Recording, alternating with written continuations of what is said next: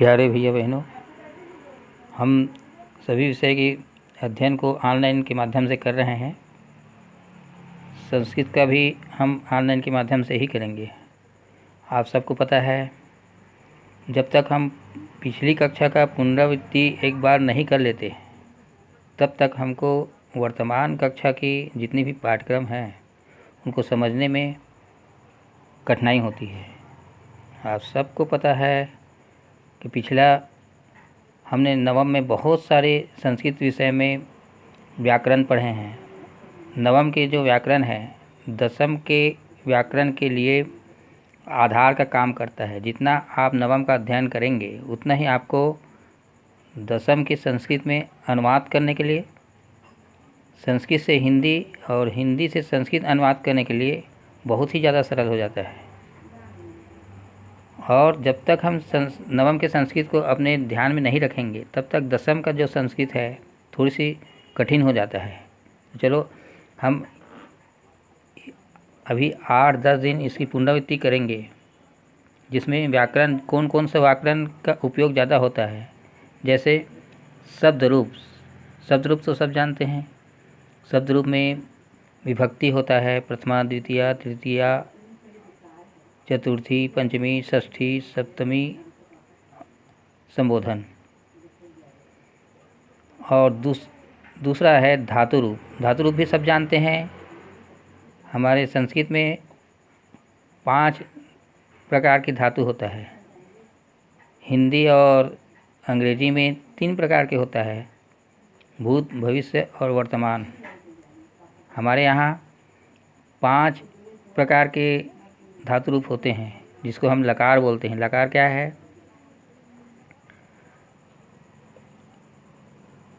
लट लकार। लट लकार क्या है? वर्तमान काल। लिट लकार क्या है? भविष्य काल। लंग लकार क्या है? भूतकाल। इसके साथ साथ ये तीनों तो हिंदी और अंग्रेजी में भी आपको देखने को मिलेंगे, लेकिन हमारे संस्कृत में आज्ञा देने के लिए एक और लकार का गठन किया गया है। उसको बोलते हैं आज्ञार्थ लोट लकार। आज्ञा के लिए लोट लकार। और एक है, हम साधारण दिनचर्या की भाषा में बोलते हैं चाहिए, या किसी चीज़ की संभावना करते हैं तो हमको एक और लकार की उपयोगिता पड़ी, वो है विधि लिंग। विधि लिंग को कई 3 प्रकार से बोलते हैं, लिंग लकार, विधि लिंग। तो आइए हम सब चलते। ये धातु रूप का प्राथमिक ज्ञान हुआ। मैं आपको उस पृष्ठ में ले जाऊंगा और प्रत्यक्ष दिखाऊंगा। फिलहाल हमको, और इसके साथ साथ संधि और समास का भी ज्ञान होना आवश्यक है। तो ये 4 चीज़ की हम पुनरावृत्ति भली भांति करेंगे।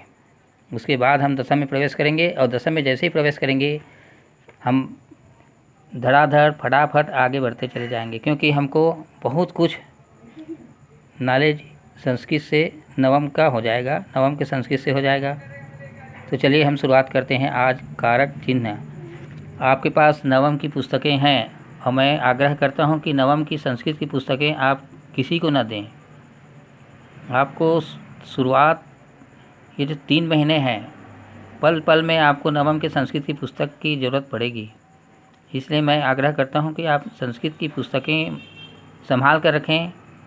और अभी हम रोज़ खोलेंगे संस्कृत की। आज मैं पृष्ठ क्रमांक नवम के जो संस्कृत है उसमें पृष्ठ क्रमांक 121 में ले जा रहा हूँ। ये देखिए,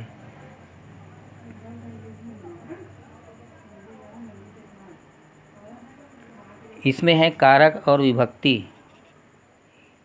ये देखिए, कारक विभक्ति है शब्द रूप की पहली सीढ़ी है।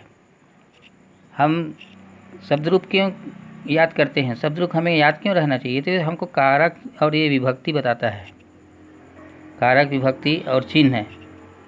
इसमें चिन्ह नहीं लिखा है, मैं लिख दे रहा हूँ। किस विभक्ति में कौन सा कारक आता है और उस कारक में कौन सा चिन्ह आता है, ये हमको ये कारक विभक्ति और चिन्ह कंठस्थ करेंगे तब हमें ध्यान होगा कि शब्द रूप किस लिए हम कंठस्थ करते हैं। तो देखिए पहला विभक्ति में नीचे आ जाइए, प्रथमा, इसका कारक है कर्ता और इसका कारक चिन्ह है, इस कारक का चिन्ह है। मैं आपको चिन्ह बस लिख देता हूँ, आपको कुछ लोग कन्फ्यूजन करते हैं इसलिए आपको कारक को हटा देता हूँ। हट गया। प्रथमा, कर्ता, ने। प्रथमा का इसका मतलब ये है कि प्रथमा का कारक है कर्ता और चिन्ह है ने।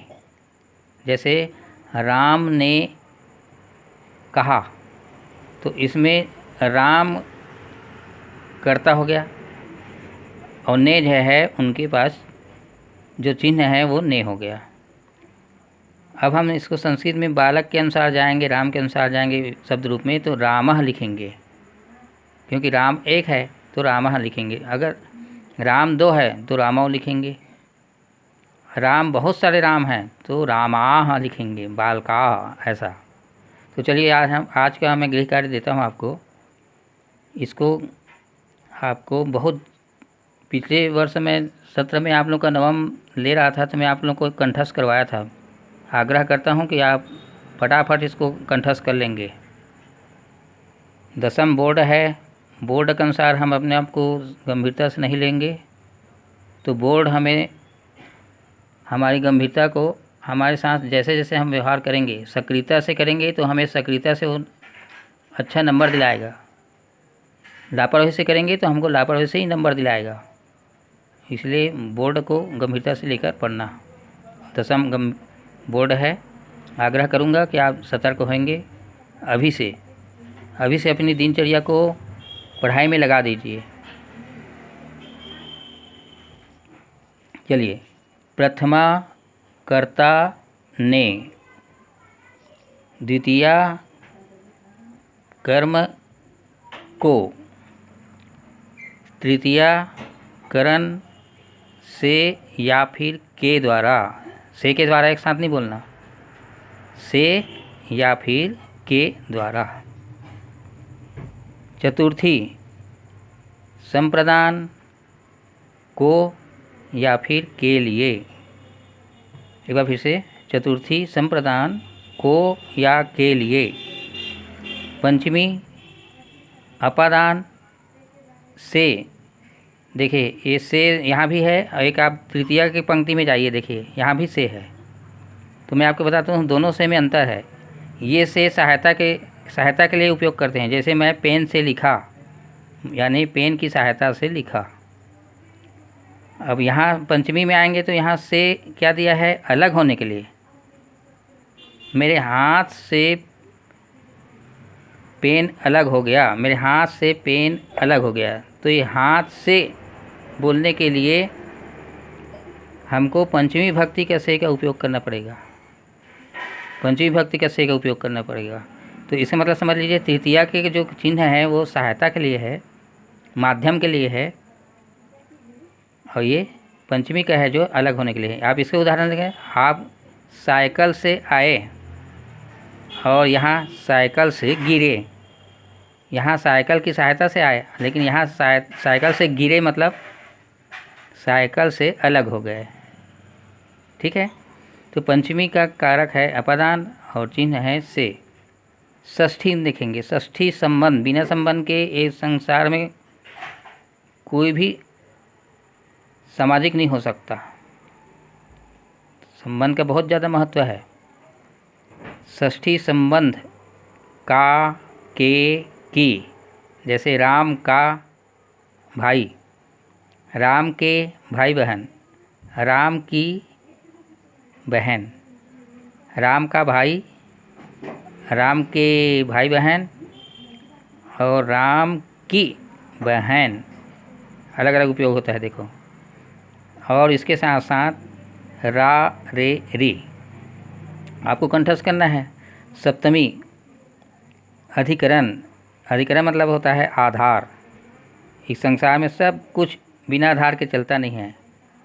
आप पुस्तक रखेंगे वो टेबल पर रखेंगे, वो आधार हो गया। ये संपूर्ण शहर, नगर, नदी, तालाब, पहाड़, ये सारे चीज़ का आधार कहाँ है? पृथ्वी पर है। तो बिना आधार के कोई चलता ही नहीं है। सप्तमी महत्वपूर्ण है आपके लिए। सप्तमी अधिकरण में, पर, और एक और उपयोग होता है पे। यहाँ पर लिखा नहीं है, मैं आपको बोल रहा हूँ, और कहेंगे तो मैं लिख भी देता हूँ। में, पर और पे। तो एक बार फिर से, सप्तमी अधिकरण में, पर और पे। और संबोधन है। संबोधन का कोई कारक नहीं है, वैसे को वैसे ही बोल देते हैं संबोधन। हे, अरे, अजी, ओ, ए, ऐसे बहुत सारे, जिस संबोधन से आप किसी को बोलेंगे, हे, वो भी, ओई, ये सारे सारे संबोधन में आता है। तो आज के लिए इतना ही। आपको कंठस्थ करना है। कैसे करना है?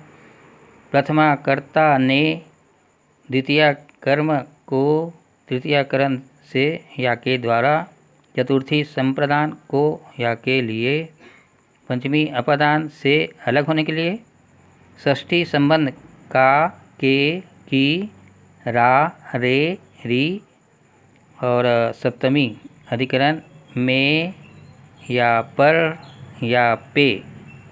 में, पे, पर ऐसे बोलेंगे तो हर समय में, पे, पर, पे ऐसे ही बोलेंगे, इसलिए अलग अलग बोलना। में या फिर पर या फिर पे। संबोधन, संबोधन, हे, अरे, अजी, ओ, ए, हई, ओई, ऐसा। तो आज के लिए इतना ही आपको कंठस्थ करके रखना है। कल मैं फिर मिलूँगा, और फिर मिलूँगा तो आप, आशा है कि आप याद कर लिए रहेंगे। ठीक है, धन्यवाद।